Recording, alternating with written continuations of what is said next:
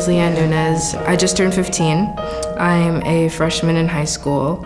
Last year when I was in 8th grade, my school was big on restorative practices, and what I mainly saw were circles. Topics were introduced, we talk about it, building community and bonding. It was about finding each other's humanity and speaking to the socio-emotional aspects of the school, and it just felt really amazing.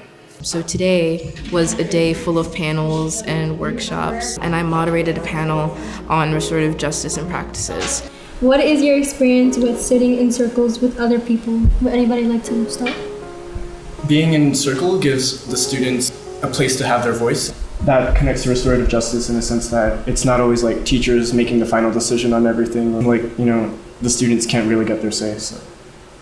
Restorative justice is about community building. If you've ever been in a restorative circle, you can feel the healing effect of it. The main premise of the circle is that it equalizes people. Restorative justice is an open-hearted approach dealing with problems where harm was created.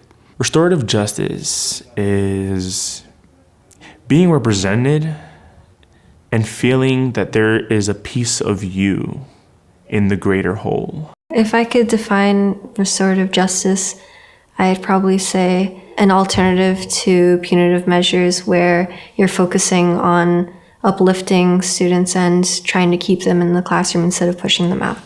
A definition I really like is a relational approach to addressing conflict. And this is a way to deal with conflict when it arises, rooting it in personal relationships that matter. Restorative justice, to be in the New York City schools and to be in the penal system as well, is important because New York is the biggest city in the United States. If we take the humanistic approach to our kids here, then other places are going to look to restorative justice because New York's doing it and being successful, and we're just starting to be successful now.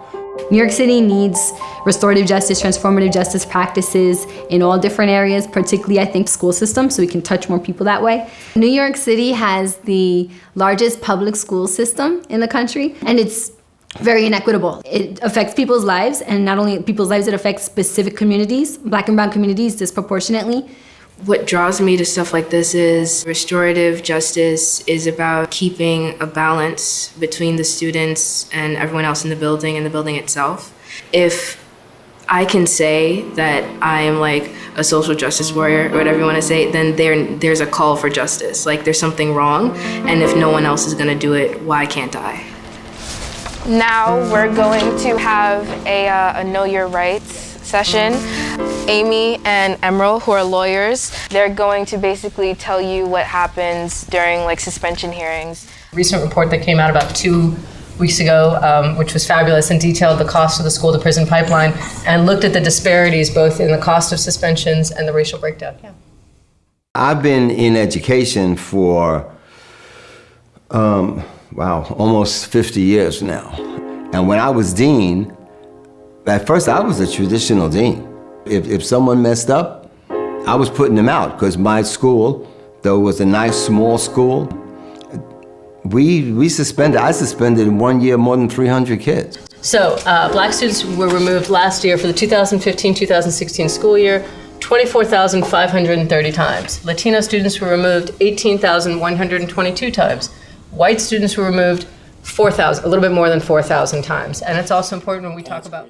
It is a cycle where when a student is not in school and you're making it harder for them to be in school from everything that's happening, it will lead to this school to prison pipeline. Most of the time for some of these students, school is one of the only places where they can be in a safe environment.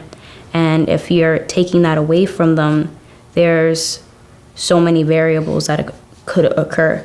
I know a couple kids that are actually going through foster care right now because of different chain of events that's happened from being pushed out of schools. I see kids coming back from superintendent suspensions lost, but they don't want to admit that. It's the tough thing to do to not say anything, but these kids are really suffering. A lot of students, when it comes to discipline, feel that they are powerless. What makes also peer mediation and restorative practices so helpful is that The key word in peer mediation is peer. There aren't any power dynamics that make them feel uncomfortable. So when you have the offender with his other peers, he's more willing to trust them, or they're willing to trust them more and come up with a solution and feel that this person can potentially look out for me. I'm a peer mediator this year, and something that I like to do, you reflect with the person, and you show them like, yo, I've been there in your shoes, I know how it feel. Like me, I used to get suspended a lot when I was in elementary and middle school. I used to get in fights every day, I used to get in trouble. I didn't really have those restorative methods, and nothing happened to me. Like, I got suspended. When I'm with a kid, I addressed that to him, like, I made that mistake too. Like, that's not the route you should go. Restorative justice gives us a chance to really help young people grow. We're teachers. We have to teach. You have to teach people how to handle their emotions, how to live together, how to work together. I mean, that's our job. I think shifting the framework and really having those opportunities to have genuine conversations will help us to learn how to separate a person from their behavior. I think the best way you could really become great at doing these mediations and stuff is to constantly do it. You gotta put yourself involved in it. And honestly, I don't know, I just get in the sense of love of doing this stuff and helping people. Cause it's like, when I do these mediations, I see myself in these kids, and like, my principal told me, like, I changed, and everybody believed in me, like they told me I changed. I didn't believe in myself, but eventually every day they tap me on my shoulder, oh, like, you changed, I'm proud of you. So I give that same love and that same encouragement to these students, and you witness that, and it's like, damn, like, I mean something to these kids, and this is actually helpful. So yeah.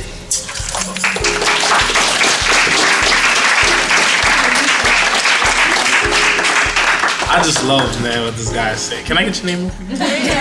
I just love what this guy's saying. It just makes me feel good, like good vibes. On the amount of love and care and that you have for the students and friends in your schools it really makes me happy. I love seeing young people of color succeed. So his story and everything he said was really touching to me. I was on the brink of tears, honestly.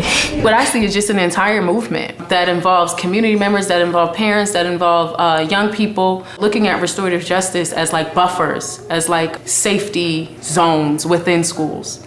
I hope to see that around the city, that we take the peacemaking model and we really incorporate it in our criminal justice system. And then in the schools, the same thing. So I see New York in 20 years in an ideal world that this is something that takes off across the city. When it comes to decision making and deciding what policy should be implemented in schools, you turn to the students and you ask, are you okay with this? There's levels to everything. There's always more than one side to a story. Kids are more than a number.